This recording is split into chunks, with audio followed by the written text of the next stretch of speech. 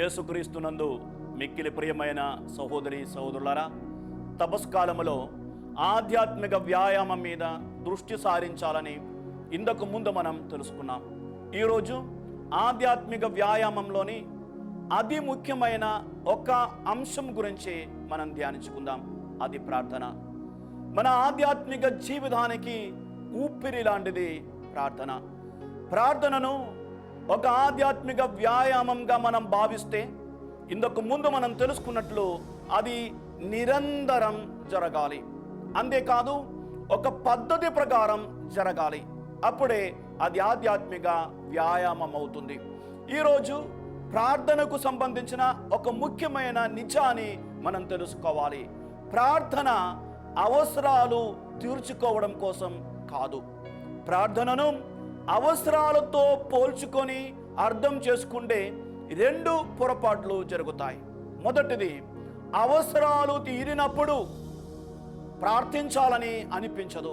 నాకు అవసరాలు లేవు కాబట్టి నేను ప్రార్థించడం లేదు అని నేను అనుకోవచ్చు.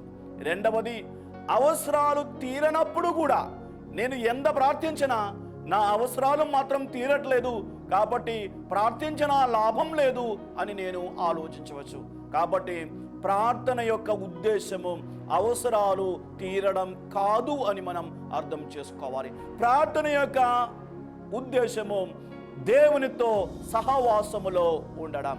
ఈ యొక్క విషయాన్ని తెలుసుకోవడానికి యేసు ప్రభు జీవితాన్ని పరిశీలిస్తే సరిపోతుంది. యేసు ప్రభువు ఈ లోకానికి వచ్చి మనిషిగా జీవించినప్పుడు దేవుడై ఉండి కూడా చాలా సార్లు ప్రార్థించారు.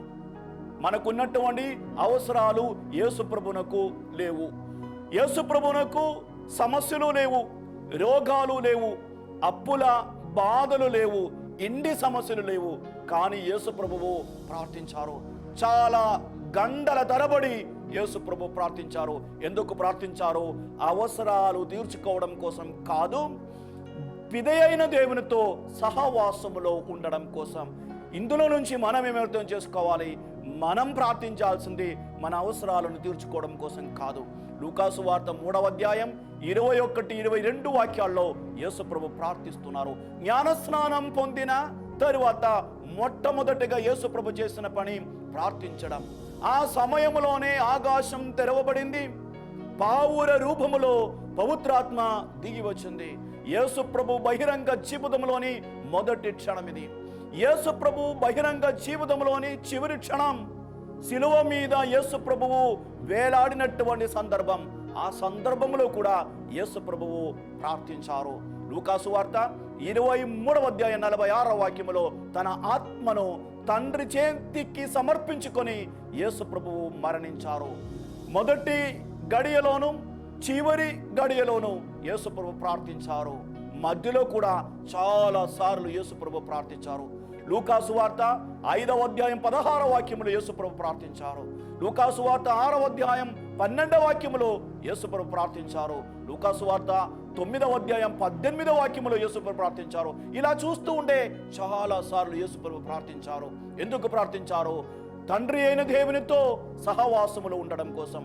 ఈ తపస్సు కాలములో మనం కూడా ప్రార్థనను ఈ విధముగా అర్థం చేసుకోవాలి. పునీత పౌలు గారు తెస్సలోనిక ప్రజలకు రాసిన మొదటి లేఖ 5వ అధ్యాయం 17వ వాక్యములో ఈ విధముగా బోధిస్తూ ఉన్నారు.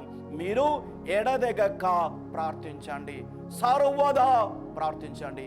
అది ఒక ఆధ్యాత్మిక వ్యాయామము. ఈ తపస్సు కాలములో ఈ యొక్క ఆశీర్వాదం కోసం మనం ప్రత్యేకంగా ప్రార్థిద్దాం. నిరంతరం ప్రార్థిస్తూ ప్రభు సన్నిధిలో ఉండి ఆయన ఆశీర్వాదమును పొంది ఆయన పవిత్ర నామాన్ని ఘనపరుస్తూ జీవించేలాగున మనం ప్రార్థిద్దాం. దేవుడు మనలందరినీ ధారాళంగా దీవించునుగాక.